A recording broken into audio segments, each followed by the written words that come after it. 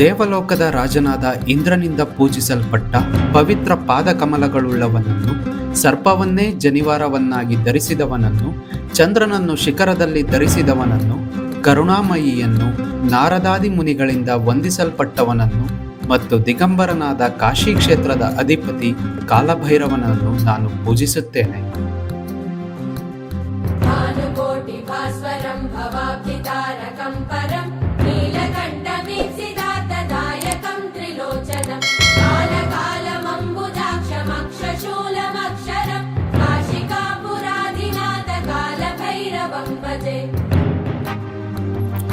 ಕೋಟಿ ಸೂರ್ಯರಂತೆ ಪ್ರಕಾಶಿಸುವವನನ್ನು, ಸಂಸಾರವೆಂಬ ಸಾಗರವನ್ನು ದಾಟಿಸುವವನನ್ನು, ನೀಲಕಂಠನನ್ನು, ಭಕ್ತರು ಬಯಸಿದ್ದನ್ನು ನೀಡುವವನನ್ನು, ಮುಕ್ಕಣ್ಣನನ್ನು, ಕಾಲನಿಗೆ ಕಾಲನಾದವನನ್ನು, ಕಮಲದಂತಹ ಕಣ್ಣುಗಳುಳ್ಳವನನ್ನು ಮತ್ತು ನಾಶವಿಲ್ಲದ ಕಾಶಿ ಅಧಿಪತಿ ಕಾಲಭೈರವನನ್ನು ನಾನು ಭಜಿಸುತ್ತೇನೆ.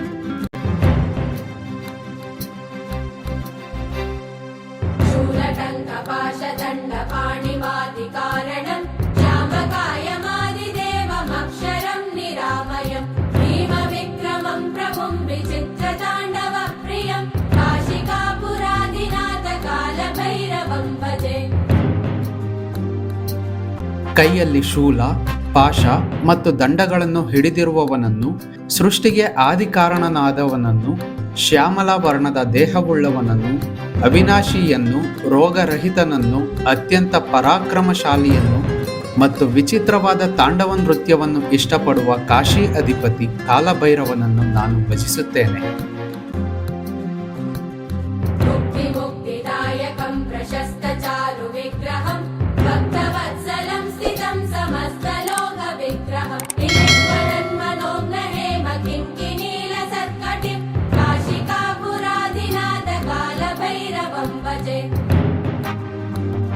ಐಹಿಕ ಸುಖ ಮತ್ತು ಮೋಕ್ಷ ಎರಡನ್ನೂ ನೀಡುವವನನ್ನು, ಸುಂದರ ರೂಪದವನನ್ನು, ಭಕ್ತ ವತ್ಸಲನನ್ನು, ಜಗತ್ತಿನ ಕಣಕಣದಲ್ಲೂ ನೆಲೆಸಿರುವವನನ್ನು ಮತ್ತು ನಡುವಿನಲ್ಲಿ ಗೆಜ್ಜೆಗಳಿರುವ ಚಿನ್ನದ ಒಡ್ಯಾಣವನ್ನು ಧರಿಸಿ ಶಬ್ದ ಮಾಡುತ್ತಿರುವ ಕಾಶಿ ಅಧಿಪತಿ ಕಾಲಭೈರವನನ್ನು ನಾನು ಭಜಿಸುತ್ತೇನೆ.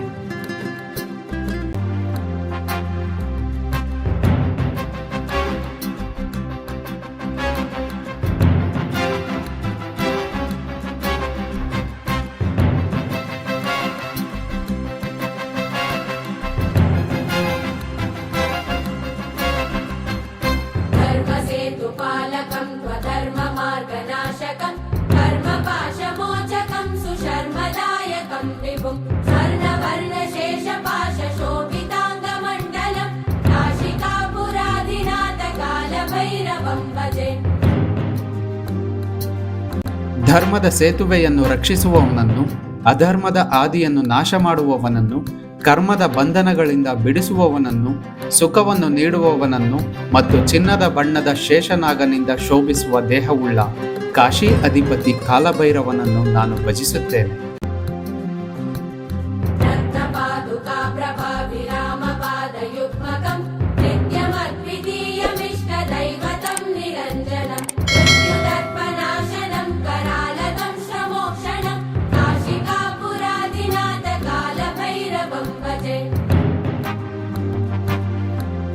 ರತ್ನಖಚಿತ ಪಾದುಕೆಗಳ ಕಾಂತಿಯಿಂದ ಕಂಗೊಳಿಸುವ ಪಾದಗಳುಳ್ಳವನನ್ನು, ನಿತ್ಯನೂ ಅದ್ವಿತೀಯನೂ ಆದವನನ್ನು, ಭಕ್ತರ ಇಷ್ಟದೈವವನ್ನು, ನಿರ್ಮಲನನ್ನು, ಮೃತ್ಯುವಿನ ಅಹಂಕಾರವನ್ನೇ ಅಡಗಿಸಿದವನನ್ನು ಮತ್ತು ಭೀಕರವಾದ ಹಲ್ಲುಗಳೇ ಆಭರಣವಾಗಿ ಉಳ್ಳ ಕಾಶಿ ಅಧಿಪತಿ ಕಾಲಭೈರವನನ್ನು ನಾನು ಭಜಿಸುತ್ತೇನೆ.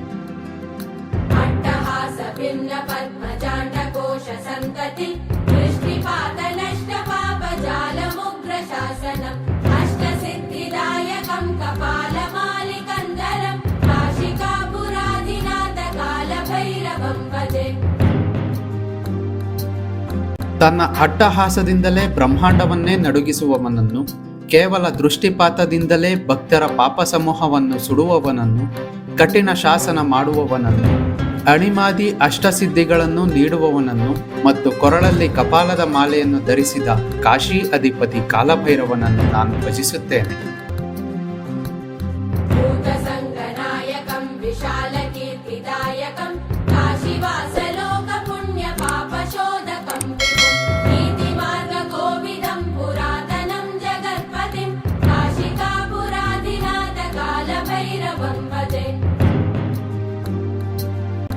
ಭೂತಗಳ ನಾಯಕನನ್ನು, ಕೀರ್ತಿಯನ್ನು ನೀಡುವವನನ್ನು, ಕಾಶಿಯಲ್ಲಿ ವಾಸಿಸುವ ಜನರ ಪುಣ್ಯ ಪಾಪಗಳನ್ನು ಪರೀಕ್ಷಿಸುವವನನ್ನು, ನೀತಿ ಮಾರ್ಗದಲ್ಲಿ ನಿಪುಣನಾದವನನ್ನು, ಪುರಾತನನಾದ ಜಗದೊಡೆಯ ಕಾಶಿ ಅಧಿಪತಿ ಕಾಲಭೈರವನನ್ನು ನಾನು ಭಜಿಸುತ್ತೇನೆ.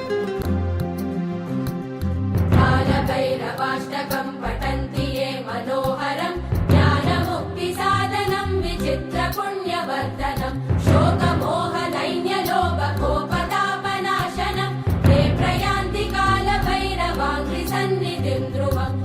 ಯಾರು ಜ್ಞಾನ ಮತ್ತು ಮುಕ್ತಿಯನ್ನು ನೀಡುವ, ಪುಣ್ಯವನ್ನು ವರ್ಧಿಸುವ ಈ ಮನೋಹರವಾದ ಕಾಲಭೈರವಾಷ್ಟಕವನ್ನು ಪಠಿಸುತ್ತಾರೋ ಅವರ ಶೋಕ, ಮೋಹ, ದೈನ್ಯ, ಲೋಭ, ಕೋಪ ಮತ್ತು ತಾಪಗಳು ನಾಶವಾಗುತ್ತವೆ. ಅವರು ನಿಶ್ಚಿತವಾಗಿಯೂ ಕಾಲಭೈರವನ ಪಾದ ಸನ್ನಿಧಿಯನ್ನು ಸೇರುತ್ತಾರೆ.